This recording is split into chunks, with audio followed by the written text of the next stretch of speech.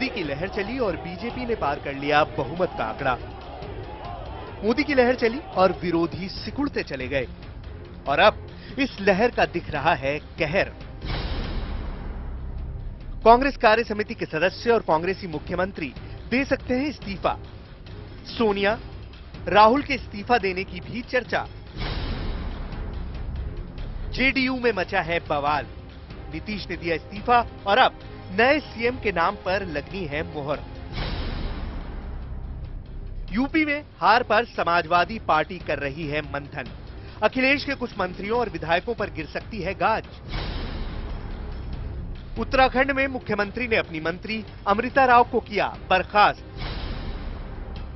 महाराष्ट्र कांग्रेस भी कर रही चिंतन बैठक। राज्य में पार्टी की हार की हो रही है समीक्षा। देखिए, ये है लहर का कहर। जी हां, लहर का जबरदस्त कहर देखने को मिल रहा है और सिर्फ एक प्रदेश में नहीं बल्कि पूरे देश भर में यह कहर देखने को मिल रहा है। नरेंद्र मोदी की अगुवाई में बीजेपी की ऐतिहासिक जीत के बाद कई विपक्षी दल हैं जिनमें हड़कंप मचा हुआ है। पार्टियां अपनी हार की वजहों पर मंथन करने में जुटी हैं। तो उत्तराखंड में मुख्यमंत्री ने एक मंत्री को बर्खास्त कर एक निर्दलीय को कैबिनेट में शामिल कर लिया। उधर झारखंड की सरकारों पर खतरे के बादल मंडरा रहे हैं। बिहार में भी नीतीश कुमार ने इस्तीफा दे दिया है और नए नेता के नाम पर मंथन चल रहा है। नीतीश को ही नए नेता का नाम तय करने की अब जिम्मेदारी दी गई है। मोदी लहर के इस कहर पर देखिए हमारी एक खास रिपोर्ट। 16 मई को लोकसभा के चुनाव के नतीजे तो आ गए थे, लेकिन उसका असर अब पूरे देश में दिखने लगा है।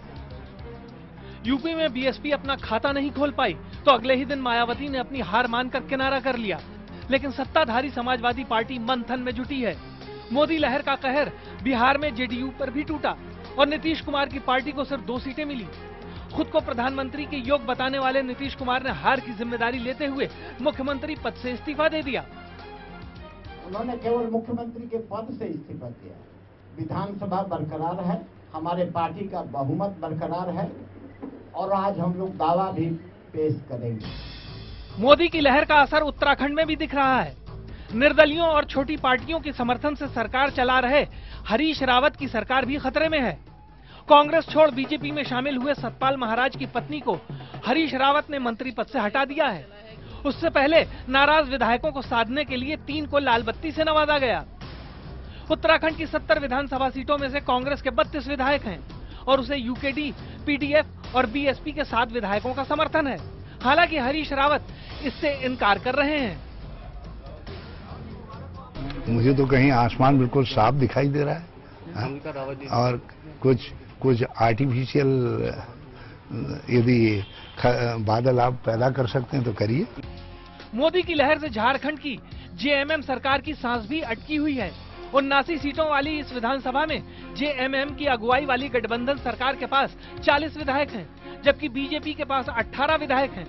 2 मंत्रियों की बर्खास्तगी के बाद जेएमएम के लिए खतरे की घंटी बज रही है। उधर महाराष्ट्र में हार पर मंथन के लिए विधायकों को नहीं बुलाने पर उनमें नाराजगी की खबरें हैं। लहर के इस कहर का असर भारतीय राजनीति में लंबे समय तक महसूस होने के संकेत मिल रहे हैं। Bureau report, IBN 7।